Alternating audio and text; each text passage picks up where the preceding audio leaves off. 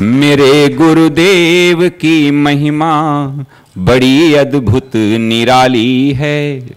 मेरे गुरुदेव की महिमा बड़ी अद्भुत निराली है भर जाती वो सब झोली जो जन्मों से ही खाली है भर जाती वो सब झोली जो जन्मों से ही खाली हैं।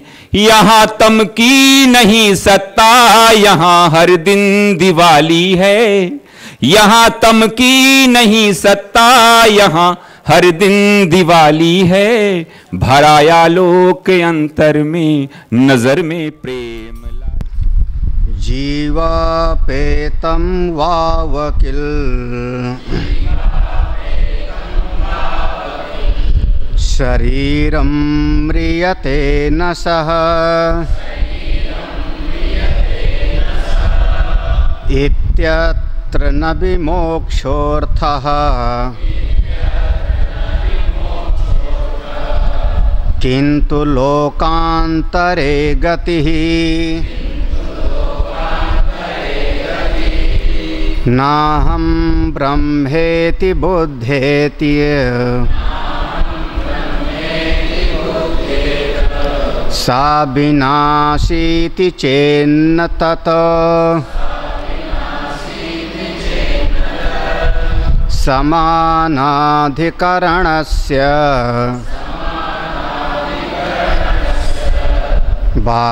बाधायामपि संभवात्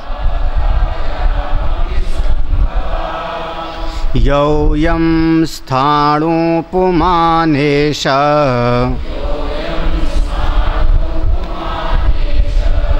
पुंधिया स्थाणुधीरिव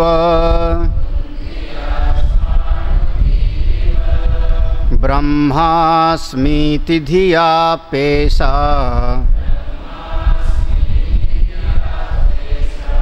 ह्ययं बुद्धि निवर्त्यते।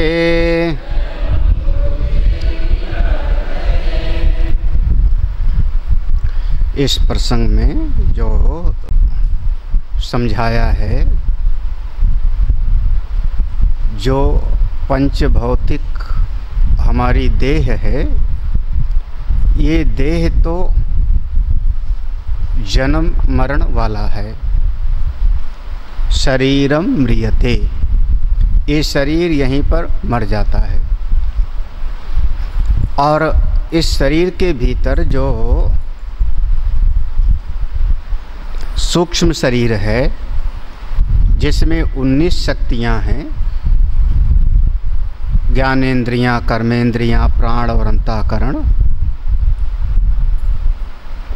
उन सारी शक्तियों के साथ वह जो बुद्धि में अपने चैतन्य स्वरूप का आभास पड़ रहा है, चिदाभास, वही जीव बन करके और सूक्ष्म शरीर के साथ वो चला जाता है।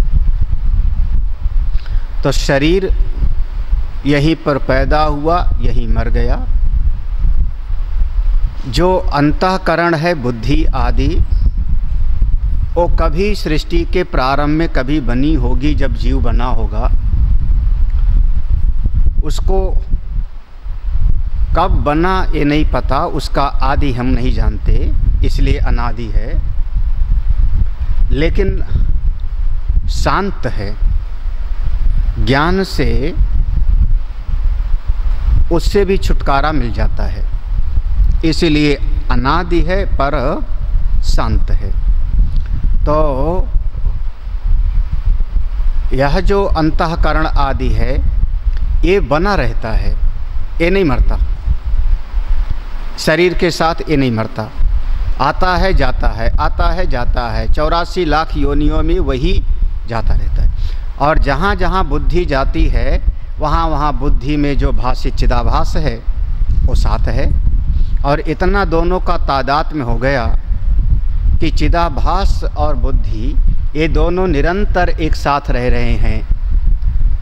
निरंतर जब कभी बोध होता है, ज्ञान हुआ, तो ज्ञान होता है इसी चिदाभास को, क्योंकि यही संसारी था जब बहिर्मुखता में आया, इंद्रियों के साथ वृत्तियों के साथ जुड़ गया, तो चिदाभासी संसारी बन के, कर्ता भोक्ता बन के जीव कहलाया। जब इसने साधना किया और इसने ज्ञान प्राप्त किया चिदाभास ने, तो इसका जीवत्व मिटा, इसका कर्तृत्व भोक्तृत्व मिट गया, इसके भीतर का सुख दुख वृत्ति वाला मिट गया। जब ये सब मिट गया तो यही कूटस्थ था, वो कूटस्थ स्वरूप हो गया। जब वो कूटस्थ स्वरूप हो गया, अपने स्वरूप में चला गया, तब यह जो अंतःकरण आदि था, इसको जोड़े रखने वाला अब नहीं रहा ना। समझो ऐसी कार है जो स्टार्ट तो हो लेकिन ड्राइवर ना हो, गाड़ी से उतर गया हो, तो गाड़ी कैसे चलेगी फिर? अब कार बिल्कुल सही है, सारे पुर्जे उसके ठीक ठाक हैं, स्टार्ट भी है, लेकिन ड्राइवर वहाँ से चला गया। जब वो ड्राइवर कार को छोड़ के चला गया तो वो कार वहीं पर कुछ देर तक भले खड़ी रहे, लेकिन अब वो अपना कार्य नहीं कर सकती। उसी प्रकार से ये जो सूक्ष्म शरीर था, अंतःकरण आदि, जब वो चिदाभास जो जीवत्व बना था, वो शिवत्व में हो गया, कूटस्थ हो गया। उसने निषेध कर दिया अपनी परिच्छिन्नताओं का। जब कूटस्थ हो गया तो जब जीव रहा ही नहीं तो ये भी ज़्यादा दिन तक टिकता नहीं। तब उसमें जितने अंग हैं वो सब के सब अपने अपने जहाँ जहाँ से आए थे वहीं वहीं पर जाके मिल जाता है ना? सिद्धांत क्लियर? बृहदारण्यक श्रुति है ना ये? नहीं, छांदोक श्रुति। एष सौम्य पुरुषः, इसमें जो अन्नमय का था वो अन्न में चला गया, जो प्राण का था उसमें सबका सब अपने अपने में चला जाता है। तो वो जैसे समझ लो कार को जो है कबाड़ी वाले ने काट डाला, हर पुर्जा अलग अलग निकाल करके रख दिया, तो ये हमारा सूक्ष्म शरीर ही खत्म हो गया। जब सूक्ष्म शरीर नहीं रहा तो जीव नहीं रहा, क्योंकि जो चिदाभास था जीव बन गया था। अब वो अपने स्वरूप को पहचान लिया तो कूटस्थ हो गया, और सूक्ष्म शरीर अपना अपना जो जहाँ जहाँ से आया था वहाँ वहाँ चला गया। तो अब किसका जन्म और किसकी मृत्यु? लेकिन अब एक बात ये बताइए, आपने कहा इस चिदाभास को ही ज्ञान होता है, यही तो आपकी बात समझ में नहीं आई हमारे। क्योंकि ये चिदाभास जिसको आपने कहा जीव, ये जीव भले अभी मरता नहीं लेकिन आता जाता तो है ना। इस शरीर में आया, कुछ दिन तक रहा, और उसके बाद इस शरीर को छोड़ करके चला गया किसी अन्य शरीर में, तो आवागमन वाला तो हुआ ना। और आवागमन वाला होगा तो परिच्छिन्न भी होगा, एक देशी होगा। एक देश में होगा तो दूसरे देश में जाएगा, तो सर्वव्यापक भी नहीं है, आवागमन भी उसका होता है। तो एक तरीके से मान लो कि ये जो जीव है ये बदलने वाला है, विनाशी है। तो आप ये बताओ, कह रहे हैं सा विनाशी इति चेत। अब तो जब आपने कहा ये शरीर को छोड़ के चला गया, शरीर को छोड़ के चला गया, तब तो परिवर्तन हुआ, उसमें परिवर्तन का नाम ही विनाश है। विनाश मतलब नष्ट हो जाना नहीं, बल्कि विनाश मतलब परिवर्तित हो जाना। किसी चीज़ का परिवर्तन हो जाना ही उसका नाश है। हाँ, क्या हुआ? नहीं जम रही बात क्या? हाँ, दूध नष्ट हुआ कि दही बना? नहीं, दूध नष्ट हुआ कि नहीं, दूध विनाश को प्राप्त हो गया। सही है कि दूध दही में परिवर्तित हो गया।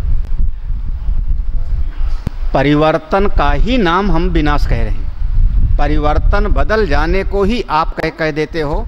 तो ये जीव यहाँ से चला गया, सा विनाशी इति। बहुत बढ़िया, आप इस श्लोक पर देखना, सा विनाशी, सा माने वह, कौन? वो चिदाभास रूपी जीव।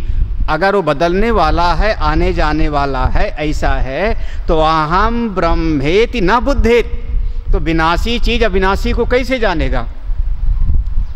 जो बदलने वाला है वो अपने आप को ब्रह्म कैसे जानेगा? हाँ, जो एक देशी है वो अपने आप को सर्वदेशी कैसे जानेगा? जो सीमित है वो कैसे जानेगा कि मैं सर्वव्यापक हूँ?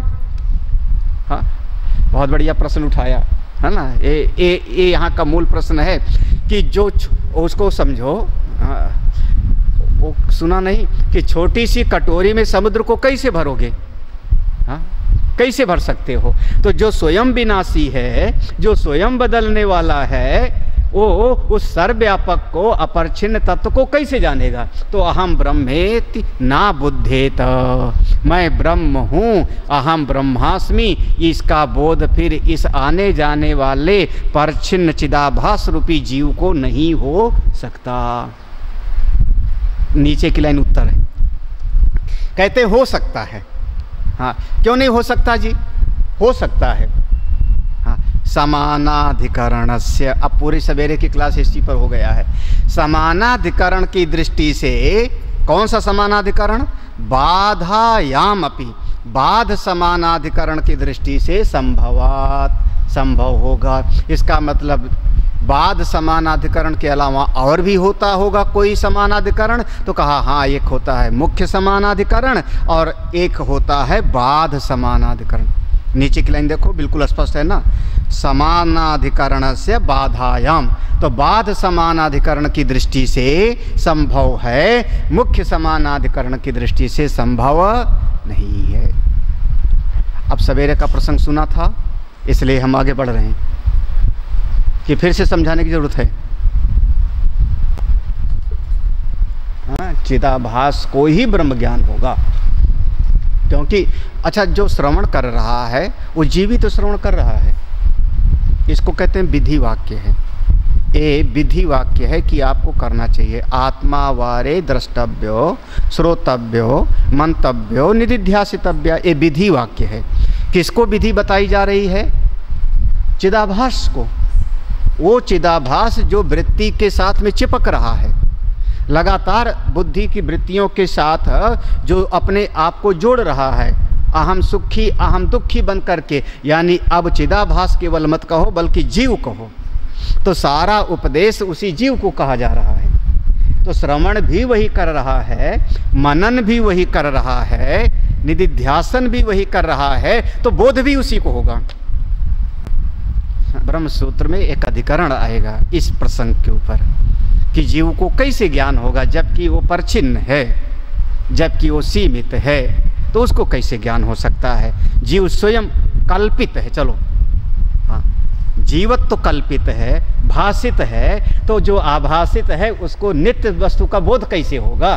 तो कहते हैं बाध समानाधिकरण की दृष्टि से हो सकता है। हाँ, तो बाध समानाधिकरण की दृष्टि से ये चीज़ संभव है। ठीक है, बाध समान कैसे संभव है? अब आप हमको समझाओ महाराज। ये आपने जो शब्द प्रयोग किया बाध समानाधिकरण, वही नहीं समझ में आया, कैसे समझें इसको? तो अगला श्लोक दृष्टांत है। हाँ, यह अयम स्थाणु पुमान एषः।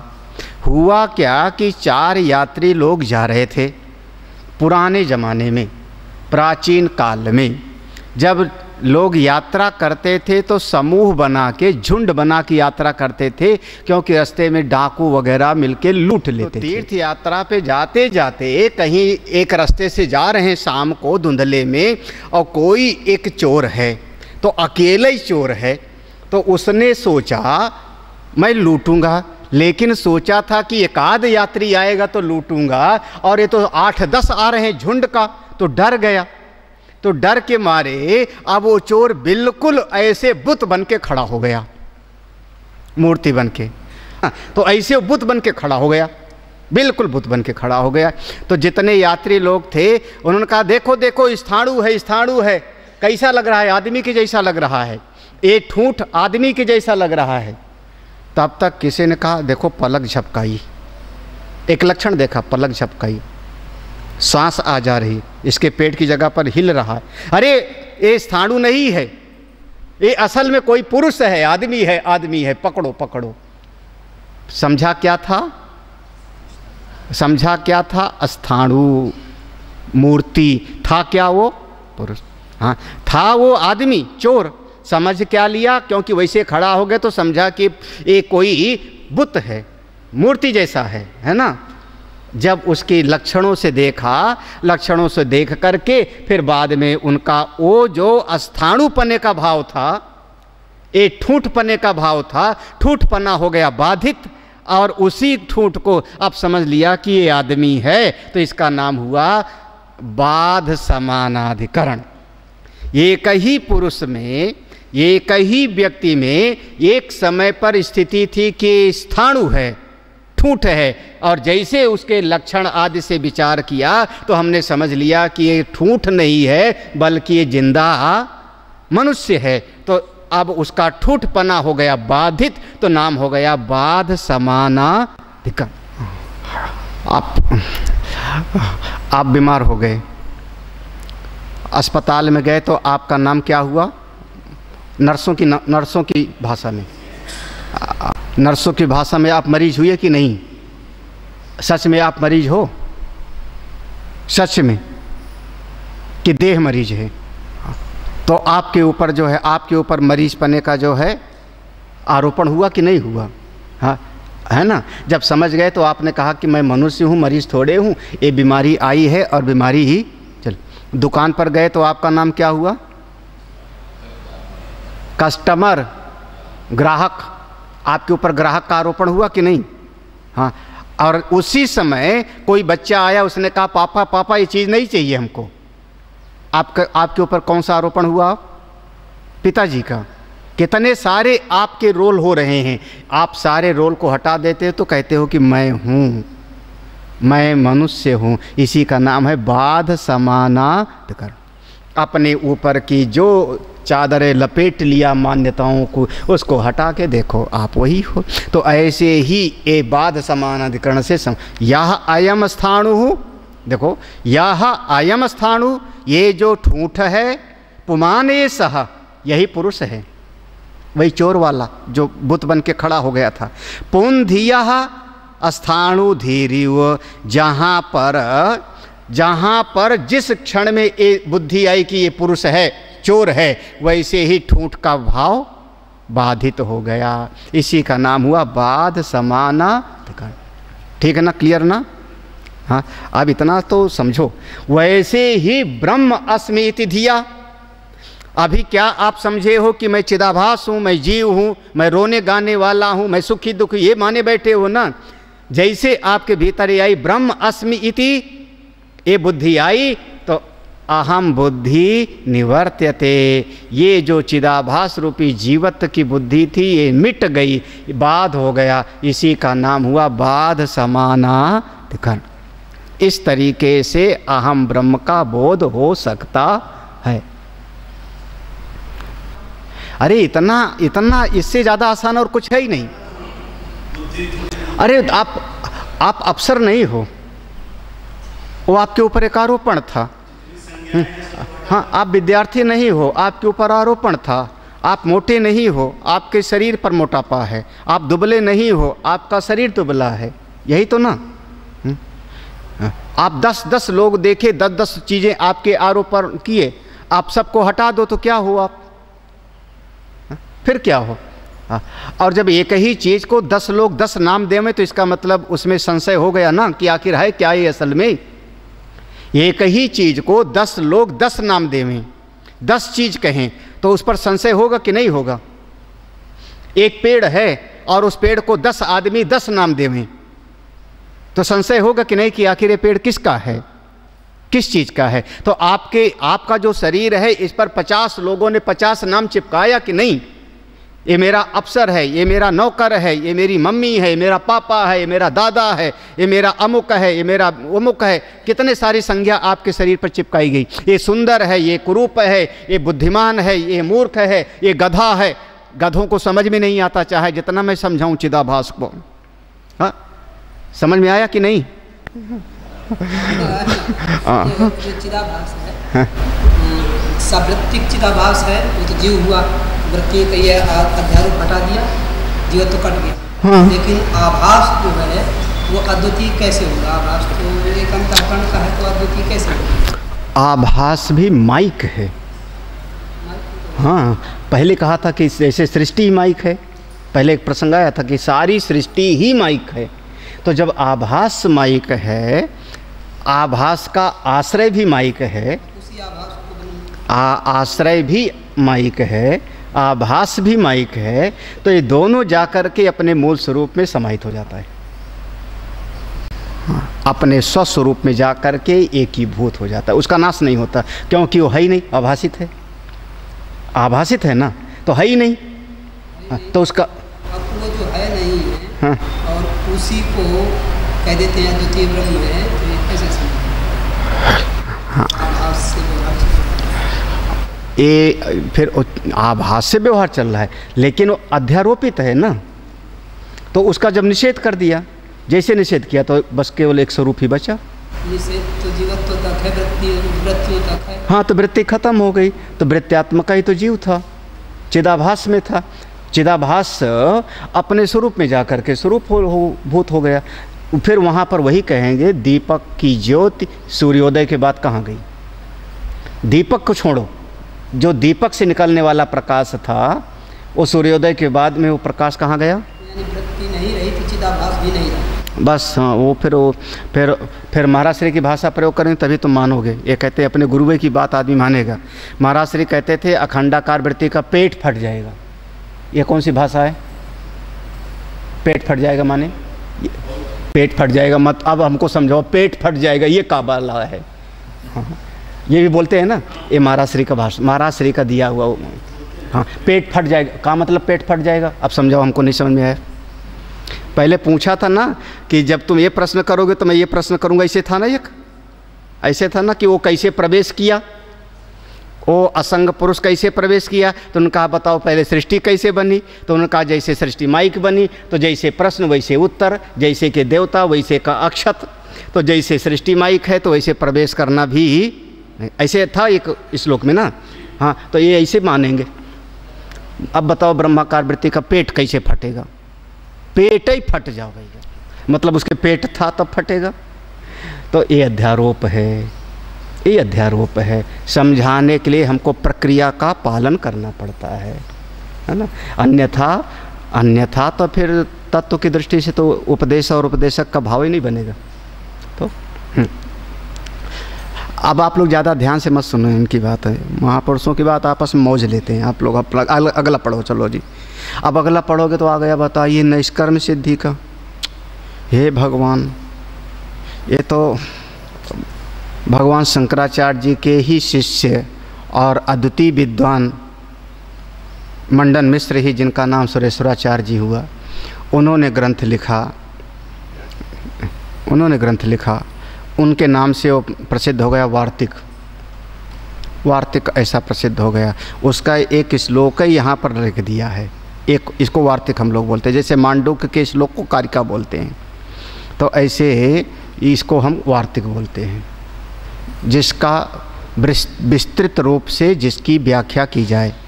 तो थोड़ा सा उसका विषय लिया। हाँ, उसी का विषय ले रहे हैं। नैष्कर्म सिद्धौ अप्येवम् आचार्यै स्पष्टमीरितम्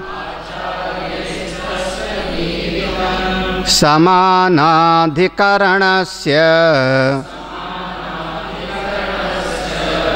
बाधार्थत्वं मतोस्तु तत्। नैष्कर्म सिद्धौ अप्येवम्, नैष्कर्म सिद्धि में भी, नैष्कर्म सिद्धि नाम के ग्रंथ में भी आचार्य सुरेश्वराचार्य जी भगवान ने स्पष्टम, इस बात की बहुत स्पष्ट व्याख्या किया है। क्या? समानाधिकरणस्य, समानाधिकरण से ही अपने स्वरूप का बोध होता है। और समानाधिकरण जो स्वरूप है वो बाध के लिए ही, निषेध, बाध माने निषेध, निषेध के लिए ही इस प्रक्रिया को हम लोग सामने लाते हैं, उपदेश करते हैं। बाधार्थत्वम, निषेध के लिए। निषेधे कृते नेति, नेति क्या है? अरे वही निर्वाण षटकम वाला श्लोक। हाँ, न माता न पिता। हाँ, हाँ, तो उसमें निषेध किया है ना एक एक चीज़ का, तो वह निषेध करने के द्वारा, निषेध का नाम ही यहाँ पर है बाध। मैं ये बदलने वाला शरीर नहीं हूँ, ये जन्मने मरने वाला देह नहीं हूँ, मैं बदलने वाली इंद्री नहीं हूँ, मैं बदलने वाला मन नहीं हूँ। जो जो दृश्य है परिवर्तित होता है, वो मेरा असली स्वरूप नहीं। हाँ, अब याद आया, ठीक है। हाँ, तो फिर हाँ, तो ये जो हमारा निषेध करते हैं उसी का नाम है बाध। तो बाध करते करते अपने स्वरूप को हम पहुँच जाते हैं। अरे आप लोग भी परिवार में करते हो, बहुत करते हो ये बात। हाँ, बच्चे ने कहा आकाश नीला है, अब आप क्या कहोगे? बच्चे को समझाओगे कि नहीं कि आकाश दिखाई पड़ रहा है नीला, असल में आकाश नीला नहीं है। तो आपने क्या किया? उसका बाध किया ना, उसका बाध किया ना। मेज पर फल रखा है, बच्चा लपक करके उसको पकड़ने गया, केला खाऊंगा। आपने कहा नहीं नहीं, ये नकली है, खिलौना है, खाने के लिए दूसरा देता हूँ। आपने मना किया ना, इसको मत खाओ। क्या मतलब किया आपने? क्या किया? मना किया ना, निषेध किया ना, इसको मत कर।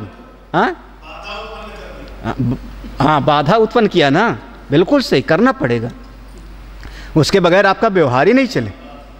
अच्छा, गाड़ी में ब्रेक न लग दिया जाए, आपकी गाड़ी में ब्रेक क्यों लगाया जाता? ब्रेक निकाल दिया जाए और गाड़ी दे दिया। हाँ, गाड़ी से ब्रेक निकाल के आपको दे दिया जाए, गाड़ी चलाओ, बहुत बढ़िया जगह पहुंचोगे, ऐसी जगह जहां से फिर कोई समस्या रहेगी नहीं दोबारा, है ना। ना रहेगा बांस ना बजेगी। तो ब्रेक लगाते हो, बाधा है कि नहीं स्पीड में? हाँ, स्पीड में तो बाध रोका ना आपने, नहीं नहीं ऐसा नहीं, दाएं नहीं बाएं, इसी का नाम है निषेध। चलिए जी, तो हाँ, अब आगे कैसे कैसे दो प्रकार का जो बाध है, दो प्रकार का, उसको आगे देखो, अगले श्लोक में ले रहे हैं। बिल्कुल ज्यों का त्यों स्पष्ट किया, सवेरे मैंने इसी विषय को बता दिया है। सर्वं ब्रह्मेति जगता समानाधिकरण्यवत्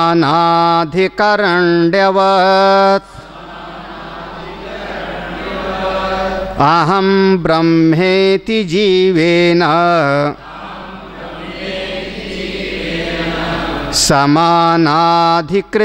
समानाधिकृतिर्भवेत् समानाधिकरणस्य बाधार्थत्वं निराकृतम्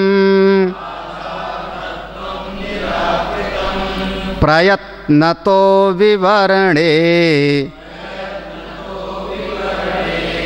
कूटस्थस्त्यविवक्षया।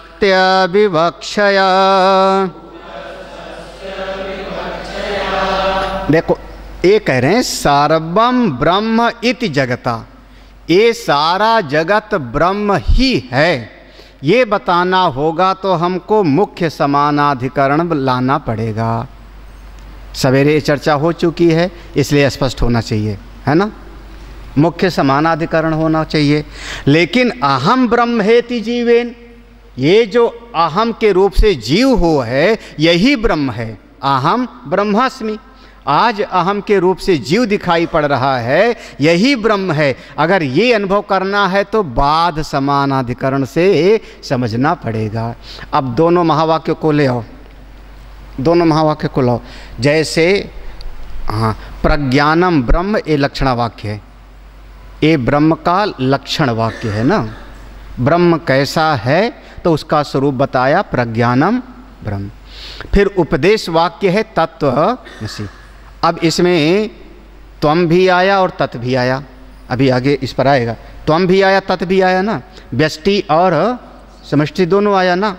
दो चीज़ें आ रही हैं, दो चीज़ आ रही हैं, त्वम और तत्, दो आ रहा है ना, व्यष्टि और समष्टि। तो दो, सवेरे मैंने कहा था जब दो चीज़ें दिखाई पड़ती हैं और दोनों का अधिकरण एक होता है तो कौन होता है वहाँ पर? मुख्य समान। याद है ना, और मैंने घट कुल्हड़ आदि का दृष्टांत दिया, याद है ना। जैसे मैंने मिट्टी का पुतला मैंने कहा, हाँ, कई लोग दिखाई दे, तो वहाँ दो दिखाई पड़ा ना, त्वम और तत्, दो चीज़ हैं, दोनों एक हैं। कैसे एक हैं, तो वहाँ पर कौन सा तरीका अपनाएंगे? मुख्य समानता। ठीक है ना। अब जब कहा अहम ब्रह्म अस्मि, ये जो अहम रूप से स्फुरित हो रहा है यही ब्रह्म है, तो यहाँ दो तो नहीं दिख रहा है। हाँ, अहम के रूप में भी आप कह रहे हो मैं, और अस्मि भी कह रहे हो मैं। अस्मि अपने लिए होता है, अस्मि शब्द अपने लिए प्रयोग होता है, और अहम भी अपने लिए प्रयोग होता है। यहाँ तीन शब्द है ना, अहम ब्रह्म अस्मि। तो अहम अपने लिए, अस्मि भी अपने लिए, तो मैं हूँ क्या हूँ? मैं हूँ क्या हूँ? नहीं, आज तो हम जीव मान रहे थे, अभी हम जीव मान रहे हैं अपने आप को, और अब श्रुति क्या कह रही है? मैं जीव नहीं हूँ बल्कि ब्रह्म हूँ। तो ये कैसे निष्पत्ति होगी? तो यहाँ दो चीज तो नहीं दिख रही है ना, अलग अलग। यहाँ एक ही अधिकरण है, तो यहाँ क्या होगा कि गलत चीज का निषेध और असल चीज का स्वीकार, तो यहाँ होगा बाध समानाधिकरण। अरे जैसे मैंने अब इससे ज़्यादा क्या, मैं मरीज हूँ, हाँ मैं मरीज हूँ मान लिया था, अस्पताल गए, अस्पताल ने उसने कहा, डॉक्टर ने नेक्स्ट अगला मरीज भेजो, तो मैं ही उठ के गया ना, मेरा नंबर आ गया तो, लेकिन मैं जानता हूँ कि मैं मरीज नहीं हूँ, मैं असल में कोई और हूँ। बस वैसे ही समझ लो। हाँ, अगला जो श्लोक है, ये श्लोक बहुत मज़ेदार है। समानाधिकरणस्य बाध समानाधिकरण का, समानाधिकरण से माने, हाँ यहाँ कह रहे हैं समानाधिकरणस्य बाधार्थत्वम, यह जो बाध समानाधिकरण है इसका निराकृतम, इसका निराकरण किया गया है, खंडन किया गया है। बाध समानाधिकरण का खंडन किया गया है, निराकृतम किया है। प्रयत्न तो प्रयत्न पूर्वक सोच विचार करके खंडन किया गया है। कहाँ पर? विवरणे, विवरण प्रस्थान में। आत्म प्रकाशयति मुनि जी का पंचपादिका, वो बहुत बढ़िया ग्रंथ है। आप लोगों को यहीं से दो मत है, भामती प्रस्थान और विवरण। मैंने सवेरे नाम लिया था, भामती प्रस्थान, और हमारे शांकर संप्रदाय में अद्वैत वेदांत में दो मत हैं, दो मत हैं। वाचस्पति मिश्र का है भामती। आपको पता है कितना साल लगता है पढ़ने में?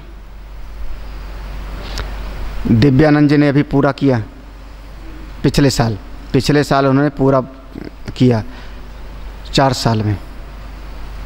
4 साल पढ़ाया है तो भामती पूरा हुआ है 4 साल में। हाँ। आप लोग शांकर भाष्य पढ़ लेते हो, मज़ा आ जाता है। और भामती तुम्हारा तो वाचस्पति मिश्र का भामती, हाँ हाँ वाचस्पति मिश्र का, ये हमारे भगवान शंकराचार्य के ही परंपरा के, हमारे वेदांत के अनुयायी हैं। और दूसरे आत्म प्रकाशयति थे, तो उन्होंने अपना एक विवरण किया जिसका विभाग करके समझाया। विवृत्त खोल देना, दरवाज़ा खोल देना। हाँ, तो ऐसे जिन्होंने उस सूत्र का एक एक सूत्र का विवरण किया, खोल दिया, तो विवरण प्रस्थान हो गया। दोनों में थोड़ा थोड़ा भेद है। तो विवरण प्रस्थान में पक्की तरह से ये बाध समानाधिकरण का खंडन किया है और मुख्य समानाधिकरण पर जोर दिया है। हाँ, अरे ऐसे समझो, मैंने आपको एक दिन बताया था ना, अब सरल भाषा में समझ लो तो समझ में आ जाएगा। मैंने शायद एक दिन कहा था ना कि 2 प्रक्रिया है विचार की ना, एक अवच्छेदवाद की है और एक आभासवाद की है। अभी भी शायद कहा था ना, अगर ईश्वर पर विचार करना होगा तो हमको आभासवाद से विचार आप नहीं कर पाओगे। हमने शायद कहा था, याद है ना, कि वहाँ पर बिंब है और प्रतिबिंब है ना, वो चित्त है और चित्त का आभास है, चिदाभास है, इतना ही तो है ना। तो वहाँ पर ईश्वर सत्ता कहाँ से आया? सारा जगत क्या है? बोले उसी एक सत्ता पर कल्पित है, एक सत्ता पर कल्पित है। कल्पित हटे तो स्वरूप का बोध हो जाए, तो हाँ ईश्वर की सत्ता तो आभासवाद में आएगी नहीं। लेकिन ईश्वर की सत्ता पर विचार करना हो तो हमको व्यष्टि समष्टि का भेद करना पड़ेगा। तो तुरंत आना पड़ेगा आपको अवच्छेदवाद में, घटाकाश और मठाकाश में। हाँ, तो जब घटाकाश और मठाकाश दोनों का विचार करेंगे तो हमको कहना पड़ेगा कि घट अपनी दीवार तोड़ दे, मठ अपनी दीवार तोड़ दे, तो दोनों का जो मूल अधिकरण है आकाश एक है। कौन सा हो गया? अवच्छेदवाद, मुख्य समानाधिकरण। इस प्रक्रिया से विवरण प्रस्थान में चला जाता है तो वो दूसरे वाले का लगातार डंडा लेके काटते हैं। हाँ, तो वो कह रहे हैं कि यहाँ पर मतलब क्यों खंडन किया बाध समानाधिकरण का?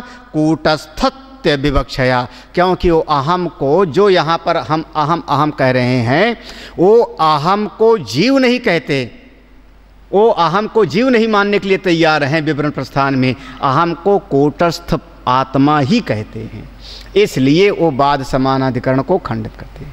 वो कहते हैं कल्पित वस्तु की सत्ता कहाँ है जी? कल्पित वस्तु है ही नहीं। कहाँ सांप है? रस्सी पर सांप देखा, कहाँ सांप है? हाँ, कहाँ सांप है? तीनों काल में रस्सी पर सांप नहीं है, तीनों काल में रस्सी पे सांप नहीं है। ना पैदा हुआ, ना है, और ना सांप मरेगा। सांप है कहाँ? आपकी बुद्धि में, आपकी बुद्धि में है। तो बुद्धि में जो सांप है वो कल्पित है कि सत्य है? हाँ? जो बुद्धि में सांप है वो कल्पित है। हाँ? तो सारा जगत कहाँ पर है? बोले आपकी बुद्धि में है, कल्पित है, कहीं नहीं है, कहीं इसकी सत्ता ही नहीं है। हाँ, क्या है? एक कूटस्थ आत्मा ही है। क्या लाइन थी वो महाराज श्री की? मौला खेल करें सब, मौला खेल करें सब आप है। सब वही बन रहा है, वही बिगड़ रहा है, वही खेल रहा है, वही क्रीड़ा कर रहा है, और कुछ है नहीं। तो अहम से वो कूटस्थ लेते हैं, तो कहते हैं ये फिर आपका बाद, जब उसमें कल्पित है तो कल्पित का निषेध कैसे करोगे? हम मरीज का निषेध करते हैं। अभी हमने कहा मैं मरीज हूँ, ठीक है ना? तो मरीज हूँ ये अनुभव हो रहा है ना मरीज, तब तो हमने कहा मरीज। तो हमने समझाया कि तू मरीज नहीं है, तू तो बस फला स्वामी अभयानंद है ना? मरीज है, अनुभूति में आ रहा है ना, तब तो मरीज का निषेध किया। निषेध करने के लिए भी वस्तु को होना चाहिए कि नहीं? नहीं समझ रहे? किसी चीज का निषेध करना हो तो उस चीज को तो होना पड़ेगा ना। बिना किसी चीज की सत्ता को माने आप निषेध कैसे करोगे? हा? यही तो कहाँ है ही नहीं व्यवहारिक सत्ता। ये जो तीन भेद किया ना, पारमार्थिक सत्ता, व्यवहारिक सत्ता, प्रतिभाषिक सत्ता, ये श्रीमद् रामानुजाचार्य जी का सिद्धांत है, हमारा नहीं है। हाँ, ये विशिष्टाद्वैत का सिद्धांत है, ये हमारा द्वैत वेदांत का नहीं है। हम लोग इसको समझाने के लिए प्रवचन के बीच में ला लेते हैं, हमारा सिद्धांत नहीं है वो ना, हमारा नहीं है वो। हम दो ही सत्ता मानेंगे ना, एक पारमार्थिक और एक प्रतिभाषिक, बस दो ही सत्ता है। हाँ, एक सत्ता परम सत्य है और दूसरा उसके ऊपर अध्यारोपित है, कल्पित है। ब्रह्म सत्यम जगत मिथ्या, तो है कहाँ? हाँ, ये व्यवहारिक सत्ता तो आप लोगों को बीच में समझाने के लिए लाना पड़ता है। बेचारे महात्मा करें क्या, समझाएं कैसे, कैसे समझाएं? क्योंकि समझने वाला कहता है हमको समझाओ जो दिख रहा है वो क्या है। हाँ, प्यास लग रही तो पानी पी रहे हैं वो क्या है? तो चलो भैया व्यवहारिक सत्ता मान लो, अन्यथा वो है ही नहीं, केवल दो ही सत्ता है। इसलिए वो कहते हैं बाध समानाधिकरण नहीं बल्कि मुख्य समान। हाँ, अगला श्लोक पढ़ो तो समझ आओगे। और उसी बात को अगले श्लोक में कह रहे हैं, सोधिस्त्वं पदार्थो यः कूटस्थो ब्रह्मरूपताम् तस्य वक्तुं विवरणे यथोक्तमितिरत्र च। देखो तुरंत ले आए, तत्वमसी महावाक्य को ले आए ना। विवरण प्रस्थान में जहाँ बाध समानाधिकरण का खंडन किया, मुख्य समानाधिकरण की चर्चा किया, वहाँ कौन से महावाक्य पर जोर दे रहे हैं? तत्वमसी। तो कह रहे हैं शोधितः त्वं पदार्थो, जब त्वं पदार्थ का शोधन कर लिया। याद आया? वो शोधन माने वाच्यार्थ अलग और लक्ष्यार्थ अलग, है ना? सुना तो है, अब इतना तो महाराज हम मान के चल रहे हैं सब सुना है। जो नहीं सुने हो सुन लो, कभी काम आवेगा। हाँ, तो शोधितः त्वं पदार्थ, त्वं पदार्थ का शोधन कर लिया तो क्या निकला? कूटस्थ ब्रह्मरूपताम, वही कूटस्थ है। तस्य वक्तुम विवरणे, उस कूटस्थ को बताना लक्ष्य है, इसलिए विवरण प्रस्थान में उन्होंने मुख्य समानाधिकरण को लिया है, वो भाषित वाले को नहीं। वाच्यार्थ को नहीं, वो लक्ष्यार्थ को बताना चाह रहे हैं। इसलिए उन्होंने बाध समानाधिकरण का खंडन करके और सीधे उन्होंने मुख्य समानाधिकरण से उपदेश ले लिया है। अब ना समझ में आवे घबराना मत, ये प्रसंग कठिन वाला पूरा हो गया, सरल वाला सुनो। अब सरल में आ जाओ आप। अब हमको अलग अलग करके समझाओ। जब कोई अलग अलग करके बात समझाई जाती है तो बड़ी आसानी से बात समझ में आ जाती है ना कि नहीं? अलग अलग करके समझाओ। ये शरीर क्या, तो उसको आगे देखो कह रहे हैं क्या क्या क्या क्या समझना चाहिए अलग अलग। देहेन्द्रियादि युक्तस्य जीवाभास भ्रमस्य अधिष्ठानचिति सैषा कूटस्थात्र विवक्षिता। अरे देखो सीधी सी बात है, ये जो शरीर है, देह शरीर है ना, शरीर को हम कहते हैं देह। क्यों देह कहते हैं शरीर को? क्योंकि देह माने जिसको जलाया जावे, दहन किया जावे। क्या कहते हैं? होलिका दहन। तो जिसका दहन किया जाता है उसका नाम है देह। बड़ा आसान सा है। और एक ही दिन नहीं, जो रोज रोज हमको जलावे उसी का नाम है देह। रोज रोज नहीं जला रहा है क्या अंदर? कई बार खट्टी खट्टी डकार आती है, कहते पित्त बढ़ गया। फिर प्यास लगी तो आप तड़पने लगे, भूख लगी तो तड़पने लगे। तो शरीर आपको सताने के अलावा और कर क्या रहा है? शरीर से ज़्यादा सताने वाली सृष्टि में और कोई चीज़ नहीं है। हाँ, सवेरे से लेके आप सेवा में लग जाते हो इसकी। हाँ, पानी पिलाया 3 गिलास गरम, फिर मंजन कराया, नित्य क्रिया कराया, अब चाय पिलाया, नाश्ता कराया, सवेरे से शाम तक पाउडर फुलेल लगाया, तमाम तरह का चीज़ किया। महात्मा लोग माला और चंदन लगाए। सेवा किसकी कर रहे हैं? और चाहे जितनी करो एक किनारे दर्द होता ही रहता है। हार्ड हो गए, इससे ज़्यादा एहसान फरामोश कौन चीज़ होगी? हाँ? सता रहा है कि नहीं शरीर आपको? जला रहा है कि नहीं? हाँ? भूख लगे और भोजन ना मिले जलते हो कि नहीं अंदर अंदर? हाँ? और कोई गाली दे के चला गया। अच्छा, आपका शरीर ना होता तो किसको गाली देता? हाँ? तो अगर हम आपको दिखाई ना पड़ते तो आप गाली कैसे देते हमको? तो आप हमको गाली दिए कब? जब शरीर दिखाई पड़ा तो तभी तो ना। हाँ? तो आपकी गाली से हमारा जल उठा। क्यों? क्योंकि शरीर। हाँ? आपने माला पहनाया कब? जब शरीर दिखा तो सारा का सारा ही देह है, जिंदगी भर सता रहा है आपको। हाँ? नहीं बात जम रही ना किसी को? नहीं बात जम रही है। अब ना जमे तो मैं क्या करूं? लेकिन आप आज मानो चाहे जब मानो, सबसे ज़्यादा सताने वाला आपका, जलाने वाला कौन? शरीर। हाँ, इसीलिए इसका नाम देह है, इसका नाम शरीर। शरीर है जो सड़ता है। शरीर की परिभाषा ये किया ना, शीर्यते इति, जो सड़े। तो ये शरीर क्या है? इसमें बदलाव हो रहा है कि नहीं हो रहा है लगातार? तो जो जलावे उसका नाम देह। हाँ, पता नहीं। देह, इंद्रिय, फिर इंद्रिय कौन? इसके 4 परिभाषा की जाती। इंद्र दत्तम, इंद्र जुष्टम, ऐसे ऐसे इसकी व्याख्याएं हैं। इंद्रिय कहा ना, इंद्रिय। इंद्रिय आपने क्या सुना है? देवताओं का एक राजा होता है, कौन? इंद्र। यही कहते हो ना, देवताओं का राजा है इंद्र। तो ये भी तो है इंद्रिय। तो जो इंद्र की में लगी हुई है उनका नाम इंद्र, इंद्रिय। सदुकड़ी भाषा अर्थ समझ लो। हाँ, जो इंद्र की सेवा में लगी है उनका नाम इंद्रिय। हाँ, जम गई। इंद्र की सेवा कर रही सवेरे से शाम तक। कहा ला के शब्द स्पर्श रूप रस गंध दे रही किसको? हे मन रूपी तू संतुष्ट हो जा, हे जीव तू संतुष्ट हो जा, है ना? तो और महाराज जी ऐसा भुक्खड़ है ये मन, कभी संतुष्ट ही नहीं होता। ये कभी तृप्त नहीं होता। वो देवहूति वाला प्रश्न याद आ जाता है ना, कपिल भगवान से यही पूछा था, निर्विंडा नितराम भूमन असद इंद्रिय तर्षणात्। हाँ, असत इंद्रिय तर्षणात्। तो देह और इंद्री, महाराज ये इंद्री ऐसी है जो कभी तृप्त नहीं होगी आपकी। आँख, कान, नाक, त्वचा सब महाराज और की चीज। हाँ, भागवत में इनको वेश्या कहा।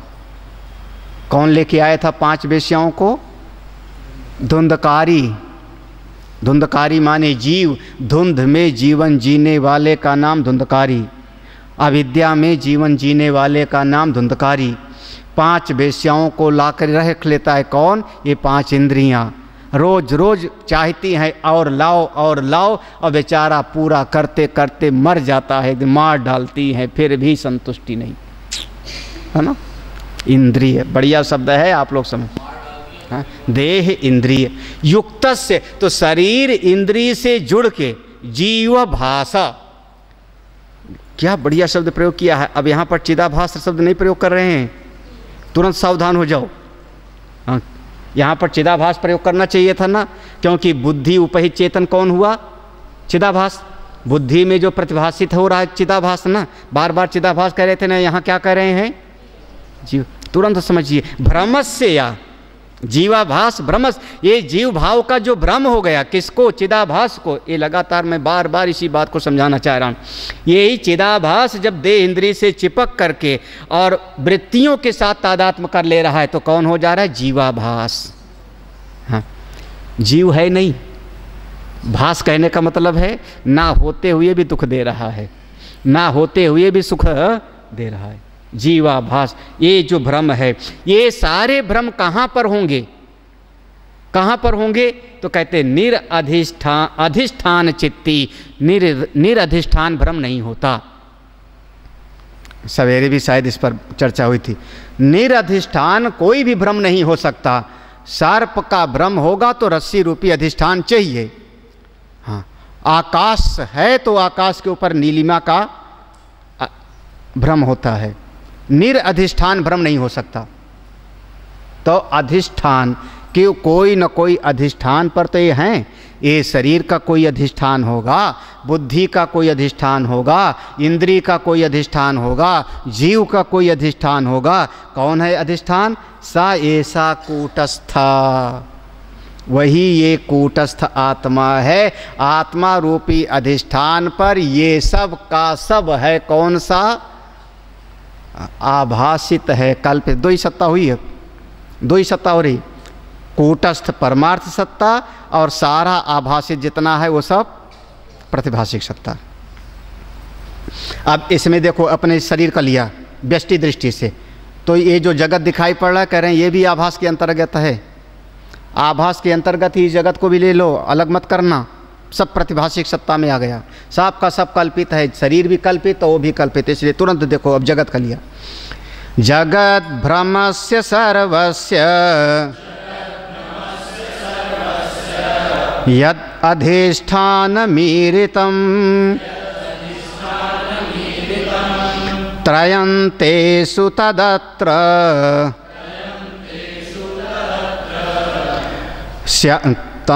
त्रयन्तेषु तदत्र स्यात् ब्रह्म शब्द विवक्षितम् एतस्मिन्नेव चैतन्ये जगद आरोप्यते यदा तदा तदेकदेशस्य जीवाभासस्य का कथा। करें जगत भ्रमस्य, ये सारा का सारा जगत। तुरंत जगत की परिभाषा ले आओ। जगत माने जा माने जायते, जिसका एक दिन जन्म हुआ। गा माने गच्छत इव, बदल रहा है, चला जा रहा है। गच्छत इव, चला जाता है, नष्ट हो जाता है। अंत में ता, लगता है कि रुका हुआ है। तिष्ठति, जायते गच्छति तिष्ठति इव इति जगत। जन्म हुआ, चला जाता है, नष्ट हो जाता है, उत्पत्ति प्रलय, लगता क्या है? तिष्ठति इव, रुका हुआ है। जैसे कल था वैसे आज नहीं हो। बदल गया ना हाल? हाल का रूप बदल गया कि नहीं? हाँ? अरे बहुत सारे तत्व बदल गए। आपको शायद होश ना हो, दीवालों में भी उनके तत्व बदल गए।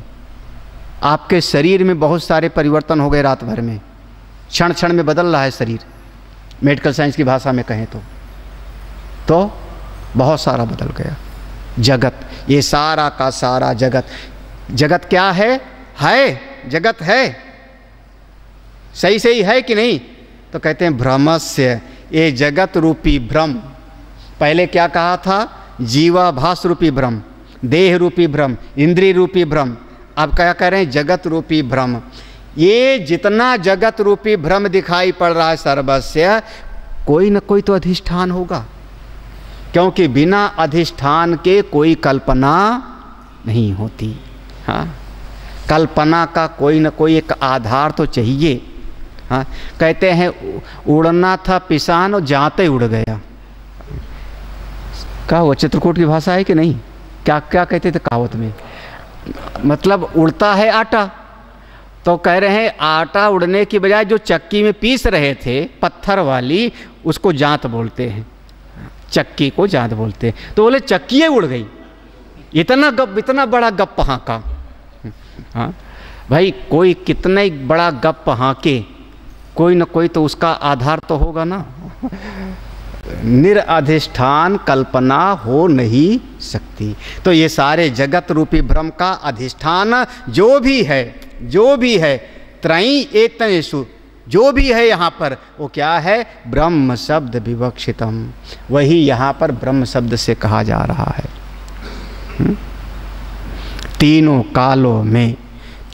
कालों में जो यहाँ जगत बदल रहा है, पैदा हो रहा है, नष्ट हो रहा है, उत्पत्ति स्थिति प्रलय सब दिखाई पड़ रहा है, लेकिन असल में जो है वो अधिष्ठान है, वो मूल तत्व है। सिनेमा पूरा झूठ है कि पर्दे पर जितना दिखाई पड़ रहा है पूरा झूठ है? हाँ, पर्दा तो सत्य है ना, पर्दा तो सत्य है ना। प्रकाश जो पीछे से फेंका जा रहा है, वो घोड़ा जो दिखाई पड़ रहा है उसकी बात जाने दो, बल्कि घोड़ा भी कहीं ना कहीं था, तभी तो उस पर छवि आई है। तो इसलिए तो जैसे अपने देखो, अपने व्यष्टि का, त्वम का, अपने का मूल क्या था? अधिष्ठान ब्रह्म। जगत का भ्रम रूपी का अधिष्ठान क्या था? ब्रह्म। तो दोनों ब्रह्म दो हो नहीं सकता, तो ब्रह्म एक है, सिद्ध हो गया। ये कही सत्ता है। अब परमात्मा कहलाऊं है क्या? यही तो बताया। हाँ, पहले कहा कूटस्थ था, उसी को कहा था, यहाँ कह दिया ब्रह्म शब्द। एतस्मिन एव चैतन्य, इसी ब्रह्म चैतन्य में, कूटस्थ चैतन्य ब्रह्म चैतन्य दोनों एक, इसी ब्रह्म चैतन्य में ही जगत आरोपयत, ये सारा का सारा जगत की आरोपणा हुई, कल्पना हुई। अरे पागल हो? हाँ, किसी ने कहा जीव कैसे बन गया, जीव कैसे कल्पित हो गया, जीव कैसे कल्पित हुआ? कह रहे हैं तदा एक देशस्य जीव भासस्य का कथा। जब उस एक परब्रह्म परमात्मा में इतनी बड़ी सृष्टि कल्पित हो गई, तो एक जीव की कौन सी बात है? एक जीवाभास का क्या है? जीवाभासस्य का कथा क्या कहा जाए? जब वो इतनी बड़ी कल्पना कर सकता है, तो एक अच्छा, दारा सिंह अगर होते तो ये मेज उठा लेते कि नहीं? तुम मेज उठा लोगे, और दारा सिंह होते तो तुमको और मेज दोनों को उठा सकते थे कि नहीं? है ना? तो अगर मान लो ये कितना बड़ा पहलवान है कि जो हमको भी और मेज को ये सारा उठा लेवे, तो उसके लिए माइक उठाना कौन सी बड़ी बात होगी? किताब उठाना कौन सी बड़ी बात होगी? जब अनंत कोटि ब्रह्मांड उस ब्रह्म में कल्पित हो गया, तो एक जीव की कल्पना की तो का कथा क्या बतावें महाराज। उसमें अनगिनत जीव की कल्पना हो गई। सब जीवाभास हैं, ये जितने चल रहे हैं ना सब जीवाभास हैं। अब मैं चिदाभास नहीं बोल रहा हूँ, है ना, दोनों का फर्क हो समझ। जीवाभास चल रहे हैं, ये छिपकली जीवाभास है, चींटी जीवाभास है, मच्छर जीवाभास है, हाथी जीवाभास है। हाँ,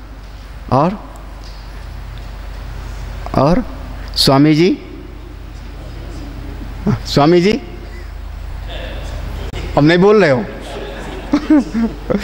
दिव्य चैतन्य जी जीवाभास हैं, जगदानंद जी जीवाभास हैं, तो स्वामी जी भी जीवाभास हैं, क्योंकि जो अधिष्ठान है वो अपने स्वरूप में है। अधिष्ठान एक है, अधिष्ठान एक है, उसमें कोई फर्क नहीं। कितना आसान सा है समझने का, कितनी आसान सी बात है, हा?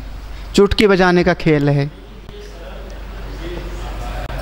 अब सही आया ना, वो बीच वाला जो बाद समान अधिकरण विवरण प्रस्थान उसमें गड़बड़ हो गया ना, तो चलो जो समझ में आया समझ लो। अब तो कितनी सही बात। अरे सब के सब माटी के पुतले, कोई गोरा कोई काला, कोई सुंदर कोई कुरूप, कोई अच्छा कोई बुरा, कोई नाटा कोई मोटा, कोई दुबला कोई पतला, तमाम तरह का अलग अलग, बालक वृद्ध जुआ, 3 पीढ़ी 4 पीढ़ी बैठे, सब क्या हो, माटी के लोंदा। तो सब माटी हो, माटी में मिल जाओगे। तो क्या हुआ, अधिकरण एक है, उस अधिकरण पर सब ये नाम रूप क्या हो रहा है, कल्पित। वाचारंभणम विकारो नाम धेयम मृतिका इत्येव। इतनी आसान सी बात है, उस अधिष्ठान को भूल करके भूला हुआ है जीव। लेकिन अपना मानने के लिए जीव तैयार नहीं होता कि मैं भूला हूँ। नहीं, अपना नहीं, अपना तो मैं तो साधक हूँ।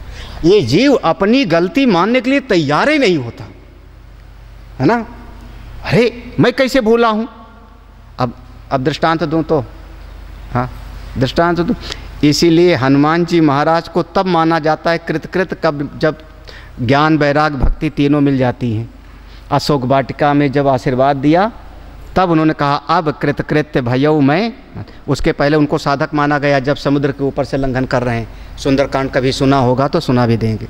समुद्र के ऊपर से लंघन उनकी साधना होती है, जिसमें बाधाएं आती हैं, पारिवारिक बाधा, दैवी बाधा, याद है ना, आध्यात्मिक बाधा, ये सारी बाधाओं को वर्णन आया। तो हनुमान जी जब मिलते हैं भगवान से तो कहते क्या हैं, याद करो। हाँ, एक मंद मैं मोह बस कुटिल हृदय अज्ञान। याद रखना ये शब्द है, अपने आप को जीवत्व मान के बोल रहे हैं। अज्ञानी कौन है, जीवित तो होगा ना। एक मंद मैं मोह बस कुटिल हृदय अज्ञान। नीचे वाली लाइन क्या है, भूल रहा हूं मैं, किस पर दोष डाला किसने भुला दिया, दोष किस पर डाला, पुण्य प्रभु मोही। मतलब आप हमको भुला रहे हो, अपनी गलती नहीं दिख रही है ना, इसी का नाम है तो अज्ञान। तब स्वीकार किया कि मैं इस समय जीव बोल रहा है। हाँ, हाँ, हाँ, हैं वो हमारे आराध्य हैं, हमारे इष्ट देव, लेकिन उस काल में वो साधक बन के बोल रहे हैं ना। तो जब जीवत्व तो आएगा, जीवत्व को स्वीकार करोगे तो आपके भीतर एक बात आएगी कि जीव अपने आप को परफेक्ट मानता है, 100%, सबसे बढ़िया, सबसे प्रज्ञावान, सबसे समझदार मेरे से अलावा और कोई है नहीं। भूत्वा न भविष्यति, अपने आप को।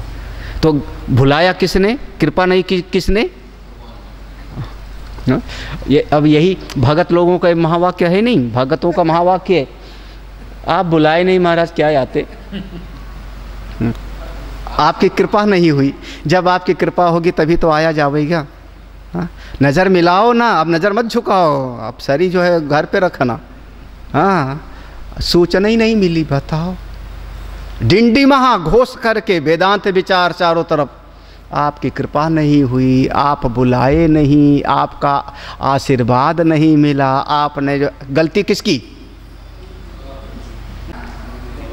गलती मेरी ना। हाँ अच्छा ये जीवत्व का स्वरूप है, इसको कहते हैं। ये जो है ये वो क्या है, एक्सरे वाली मशीन पे जाओगे तो हड्डी हड्डी दिखाई पड़ने लगेगी ना। जो ऊपर से नहीं दिख रहा है वो भी उसमें दिखता है ना। तो आप सत्संग को एक्सरे मशीन समझो, ये हमारे अंदर का विश्लेषण करेगा ना, हमारे अंदर को दिखाएगा ना। हम देखो जीवाभास, हाँ जीवाभास का क्या है, का कथा जी, एक जीव कल्पित हो गया, ये कौन सी बड़ी बात है। वो तो ऐसी सत्ता है जिसमें सारा अनंत जगत कल्पित हो गया। जब अनंत जगत कल्पित हो गया तो एक जीव की क्या विशात है जी। अगला पढ़ूं कि बस यहाँ रुकूं? चलो जी अगला श्लोक पढ़ो। पढ़ो अभी। हाँ, जगत तदेक देशाख्य समारोप्यस्य भेदतः तत्त्वं पदार्थो भिन्नो तत्त्वं पदार्थो भिन्नोस्तो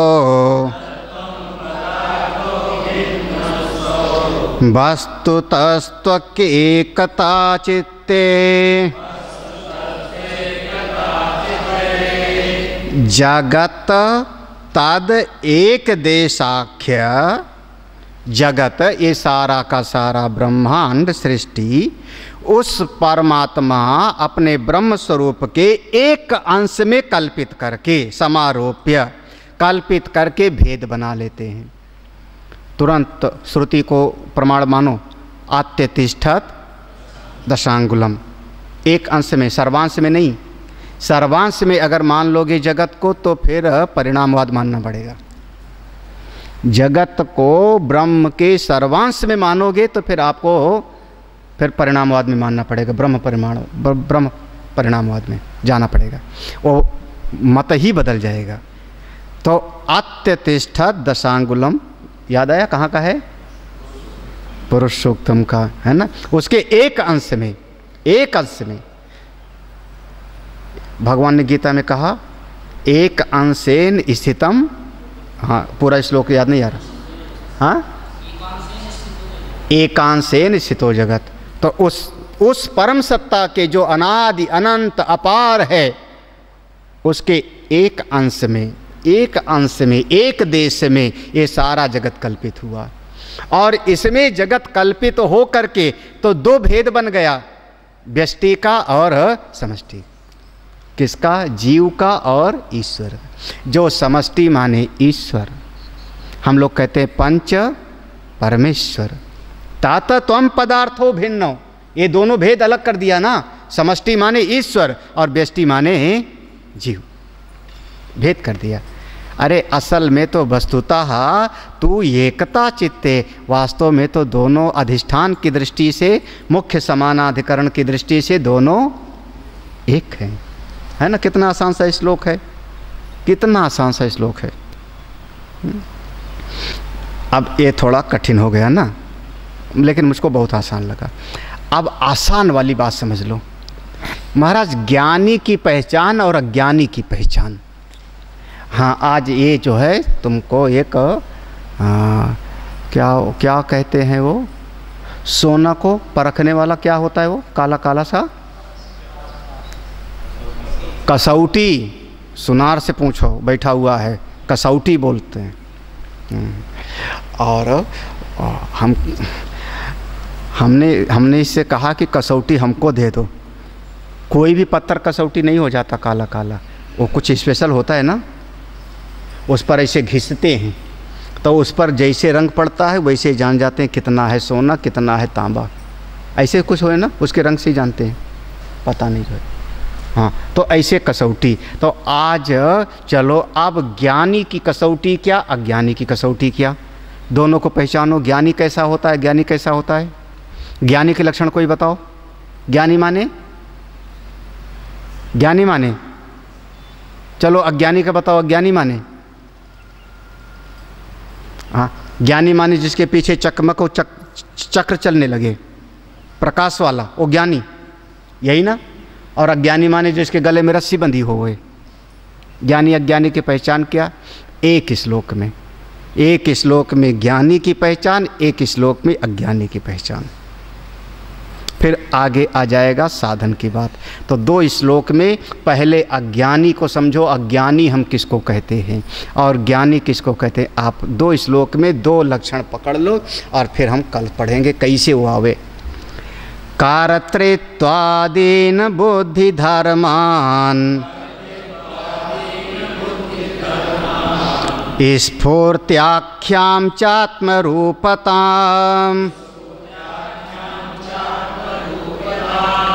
दधद् विभाति पुरतः आभासो तो भ्रमो भवेत्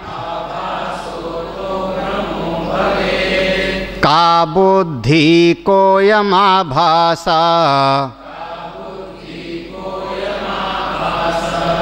को आत्मात्र जगत् कथम् इत्यनिर्णयतो मोहः सोऽयं संसार ईष्यते। देखो, कर्तृत्व आदीन, कर्ता मैं हूँ ये तो पता ही लगता है ना, भोक्ता मैं हूँ ये भी पता लगता है, ज्ञाता भी मैं हूँ ये भी पता लगता है। किसके धर्म है? बुद्धि धर्मान। ये बुद्धि में आता है मैं कर्ता, मैं ज्ञाता, मैं भोक्ता, और इसको अपना अपना मान लिया। स्फूर्ति इच्छाम, अरे ये भी तो है कि मैं जानता भी तो हूँ। स्फूर्ति माने चेतना, मैं प्रकाशक भी तो हूँ एक एक वृत्ति का।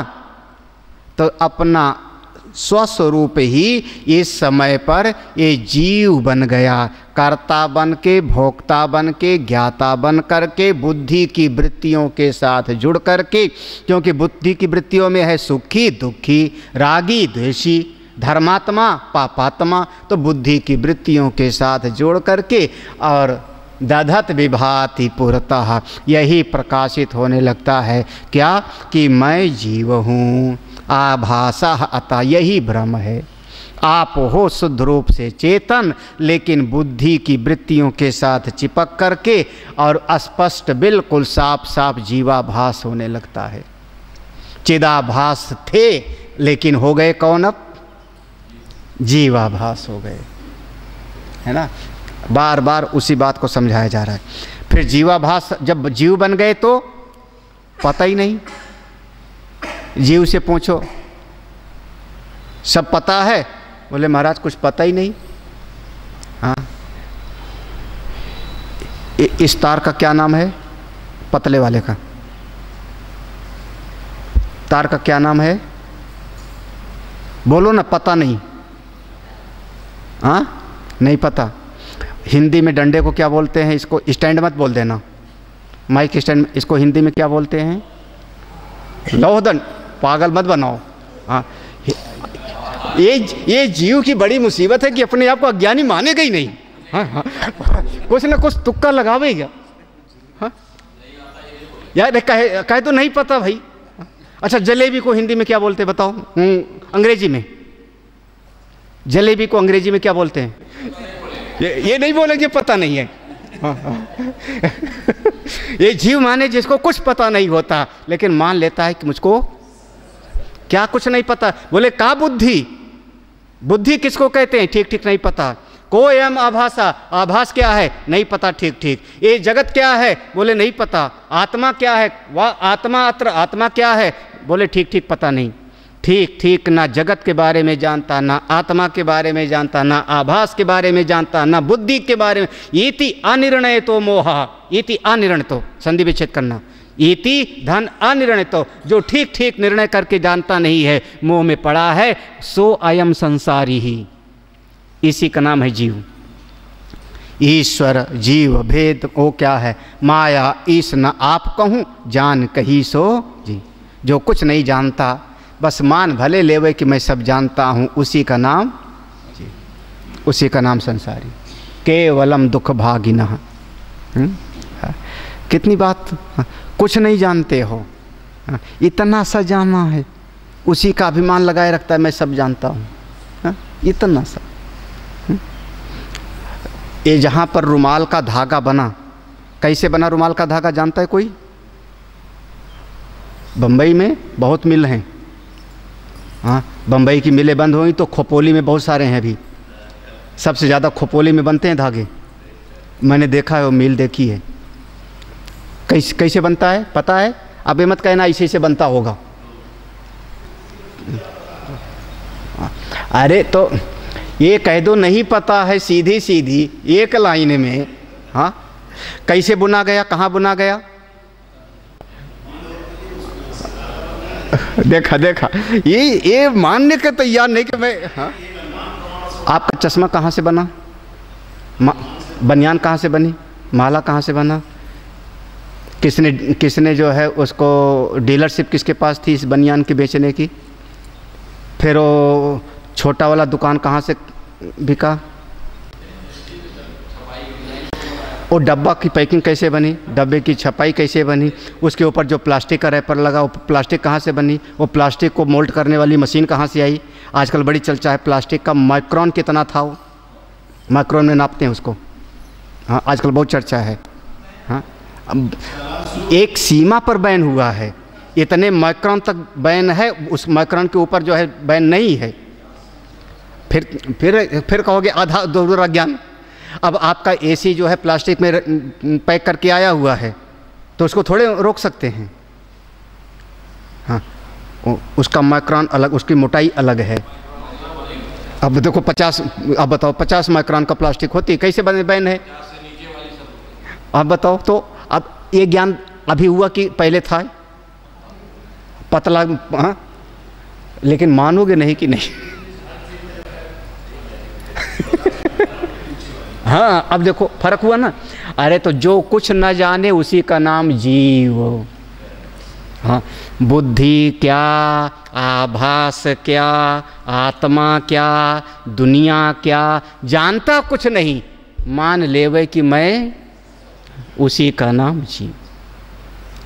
तो बेचारा कहाँ पड़ा है? मोह, मोह में पड़ा है। और मोह सकल व्याधिन कर बोला, बस तभी बेचारा दुखी होता रहता है। तो ज्ञानी महाराज कैसा होगा? हाँ, अच्छा, अब हमारा चश्मा भी प्लास्टिक का है। आपको शायद ना पता हो, अभी मत कहना सब जानते थे हम। इसका जो ग्लास है शीशा नहीं है, प्लास्टिक है। गाड़ी का जो शीशा है, हेडलाइट, वो प्लास्टिक का है। हाँ, अब बड़ी बड़ी गाड़ियों का जितना हेडलाइट्स बन रहे हैं वो शीशा नहीं है। उस पर खरोंच मार के देख लो, वो प्लास्टिक का है। कैसे रोकेंगे? ये प्लास्टिक है। इसको प्रोग्रेसिव नाम दिया ना, प्रोग्रेसिव ग्लास, तो प्लास्टिक है, इसीलिए गिर जाता है तो टूटता नहीं। ये तो अभी हम ही भाषण दे रहे हैं 10 मिनट से। हाँ, तो इसलिए कुछ ना जाने उसी का नाम जीव। फिर जीव मोह में पड़ा है, संसारी बना रहेगा, दुखी रोता रहेगा, हाय हाय दुनिया लुट गई। हाँ, तो ज्ञानी कौन है? इसका उल्टा कर लो। आगे देखो अगला श्लोक। हाँ, ज्ञानी की पहचान कर दिया। बुद्ध्यादीनां स्वरूपं यो विवनक्ति स तत्त्ववेत् स एव मुक्त इत्येवं वेदान्तेषु विनिश्चयः। बुद्धि आदि नाम, बुद्धि आदि नाम माने शरीर, इंद्री, बुद्धि, सब से अपने आप के स्वरूप को अलग कर लिया। विविनक्ति, अलग कर लिया। शरीर से अलग, इंद्रियों से अलग, मन बुद्धि से अलग, अपने चेतन को जान लिया। जो चेतन को जान लिया सा तत्वविद, वही तत्वज्ञानी है। सा एव मुक्ता, जो तत्वज्ञानी है वही जीवन मुक्त है। यही वेदांत का ज्ञान है, ये वेदांत का ज्ञान है। जो ऐसे सबसे अलग अपनी आत्मा को जाना वो मुक्त, और जो कुछ नहीं जानता वही अज्ञानी। ओम।